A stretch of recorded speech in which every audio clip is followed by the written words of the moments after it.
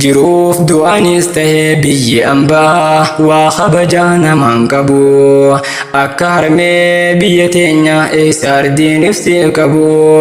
Waan fedhellee tahuu eewaa du'aa jiruun bakka hin dhabu. Namni biyyaa bahee ijaa imimmaa waa firraan dhabu.